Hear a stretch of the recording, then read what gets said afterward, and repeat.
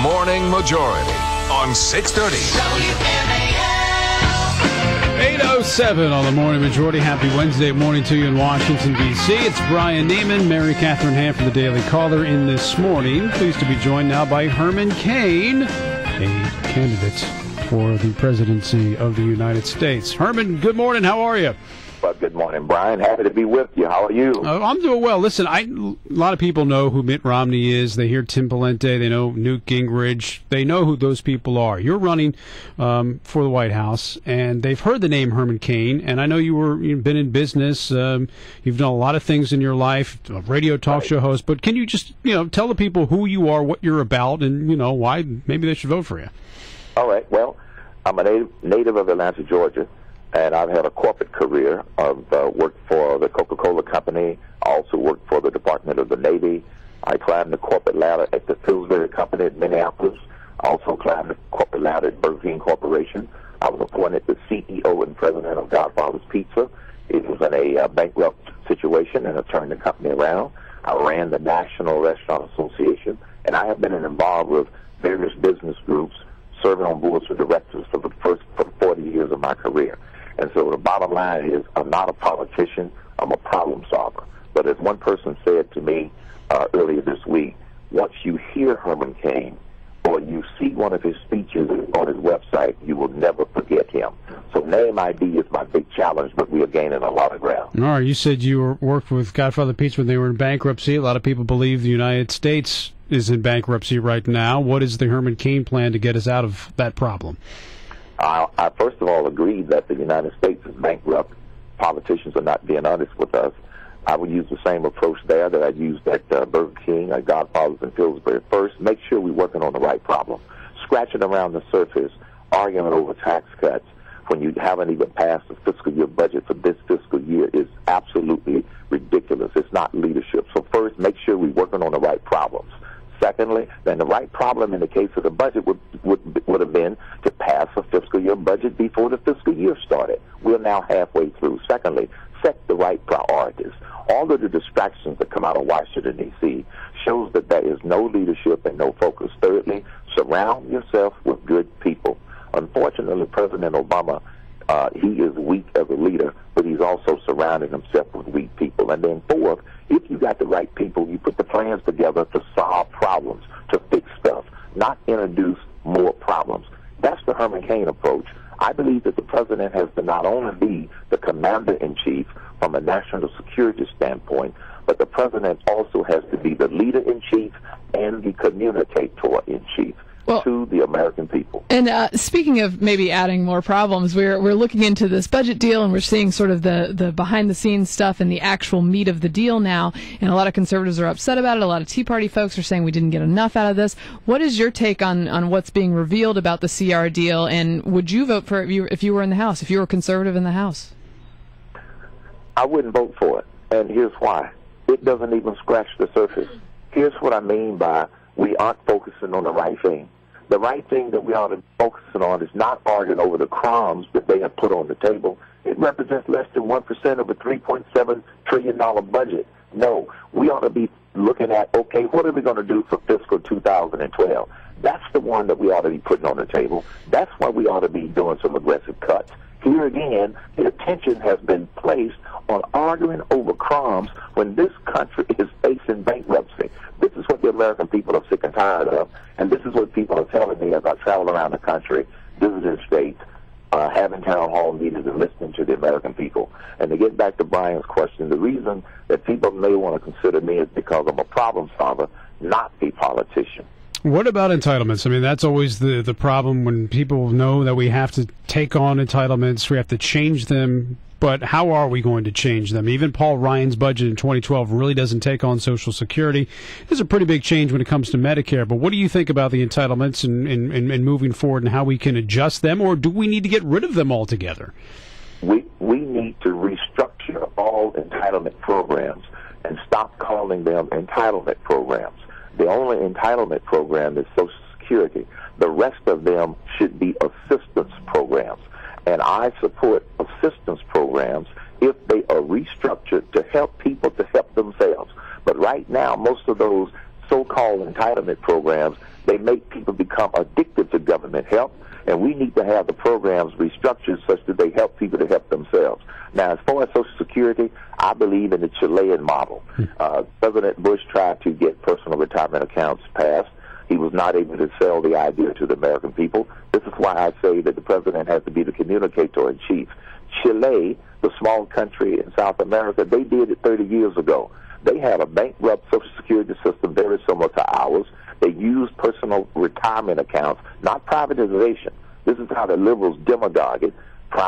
Personal retirement accounts, and gave people the option of switching over to the new system, even though they had to forego part of their contributions, which is what we would have to do. So we can restructure the only entitlement program that is an entitlement program, which is Social Security. Other countries have done it, and we must restructure the other programs such that they help people to help themselves, so they will want to get off of government assistance. Now, I've heard you talk about your campaign being all about the ground game, and I've seen you speak. I know, people have high praise for your speaking abilities. You're a lot of fun to see on the ground. What have you got going on in Iowa? Who do you have on the ground, and do you have any staffers who have gotten drunk and wandered in anybody's yard yet? That's Palente's That's what happened to Palente's people last week. Well, Mary Catherine, we do have people on the ground in Iowa. We've got people on the ground in New Hampshire. We've got people on the ground in Georgia, Nevada, and then we've got supporters all over the country. We have been focusing on the ground game, and let me give you a couple of indications. When I announced my exploratory back in January, within 2 weeks, we had over 30,000 volunteers from all over the country who signed up on the website that were willing to be boots on the ground for us, representing every state in the union. We now have over 100,000 volunteers. So the ground game is building. I have spoken at dozens of Tea Party events, rallies, and things of this nature, and I have won 6 unofficial, non-scientific, irrelevant, mainstream media ignored straw polls. That's fine, because what it says is that a lot of people on the ground do know who I am. And then the other thing is my internet presence. We have a very strong internet presence, and we can measure it. My presence on the internet beats all of the other candidates by a factor of 6, and that includes all of the big-name people and this sort of thing.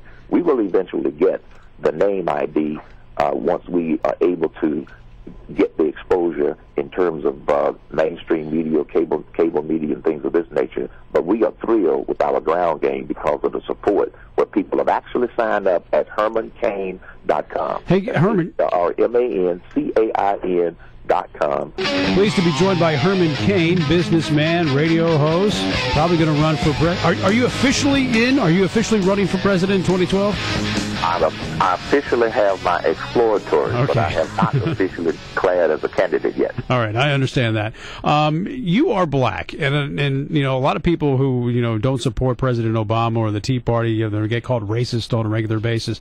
But I'm curious, from your point of view, why are so many African Americans Democrats? Why? I mean, what can the Republican Party do to get more blacks to vote for the GOP? Get the message out about what the conservative movement is all about, and also get the truth out about how the Democratic leadership has deceived African Americans for such a long time. The news is that is changing, because as people become more and more aware of what a conservative really is, and that is somebody who believes in less government, they believe in the free market system, and they believe in enforcing the Constitution. Then when they take a look at the Democrats, which have become more liberal, they see that it's just the opposite. So there is no silver bullet to getting more black Americans to vote for Republican or conservative candidates. It's just hard work of getting your message out there. Now, on your other issue, relative to calling the Tea Party people racist, right, that is about the dumbest, stupidest label that they could possibly put on patriotic Americans, and here's why. I have been speaking at Tea Parties all over this country since before Tea Party was cool. I started on April 15th back in 2009. I have been welcomed warmly. I have been supported. The only reason the liberals try to label the Tea Party people as racist is because they have no logical way to stop this massive citizens movement that's going on across this country. And by the way, Brian and Mary Catherine, racist isn't the only thing that I've been called. I've been called racist, and I'm black. Go figure. But I've been called a long list of other names, but in the vernacular of my grandfather, I does not care. There's a movement going on in this country, and I'm very proud to be a part of it. And whether you call it the Tea Party movement, the Citizens movement, they can name call all they want to, but they're not going to be able to stop this sleeping giant that has awakened, called We the People. Yeah, I mean, racist is always the go-to label, and it's because it's emotional, it's hard to overcome, and it makes that message that you're talking about, getting that out, much harder. I wonder, in Georgia and in your radio show and in politics in general, where you've had success making inroads with Black Americans, and because in my experience, when you study races where in elections where people go out and actually meet with the Black community, you really can make headway there. Absolutely. As an example, in 2004, I did run for the United States Senate in Georgia. Georgia has 159 counties. I went to every one of those counties. And as you would imagine, the further you get outside of the greater metropolitan Atlanta area, the less blacks you are going to see. But I was very well received all over the state of Georgia. In fact, I came within 2 percentage points of forcing a runoff in the Republican primary in Georgia against now Senator Johnny Isakson. Right. So the whole thing of wanting to label people racist simply because they exercise their right to disagree with President Obama because he happens to be black, or you disagree with somebody who's Democrat, it is a ridiculous argument that the American people are getting past. Now, the good news is from my radio show, anecdotally, although I don't have any statistics on it because it's very difficult for any of the polling companies to get statistics on this, I happen to feel that there aren't as many black Americans that are Democrats or liberal like some people want you to believe. I used to get tons of people call the show, identify themselves as being black, many of them young black, saying that as a result of knowing the facts, they are no longer considering themselves a liberal. They're going to look at the facts, and that's what has all the liberals upset. Right. People looking at the facts. Let me get into foreign policy real quick. What is the Cain doctrine? Do you think our involvement, should we have a heavy footprint in the Middle East? Was Iraq the right war? And should we be slowly getting out of the Middle East, or should we be actually building up right now, especially with the Middle East spring that's going on right now?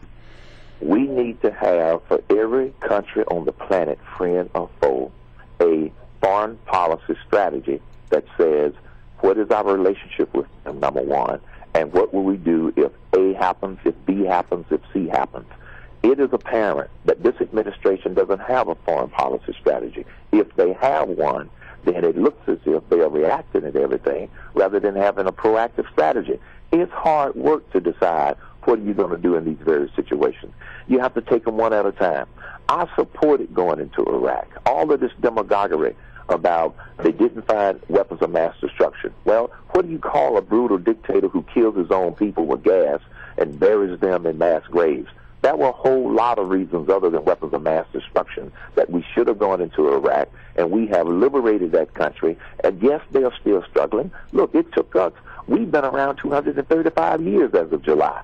So we still don't have it perfect. So I don't think we should expect perfection out of a country like Iraq. Now, our relationship with in Afghanistan is very tenuous, and I'm not sure if the mission is clear. This is what we have to define for every country that we have a relationship with, good or bad. But I can tell you this. I know that our relationship with Israel has traditionally been good, and I think we should make it better. And that would be part of the Cain doctrine. Help our friends and watch our enemies, but have a proactive strategy for every country on the planet, because the world is not safer. Herman, great to talk to you. Thanks very much for coming on the show. We appreciate your time.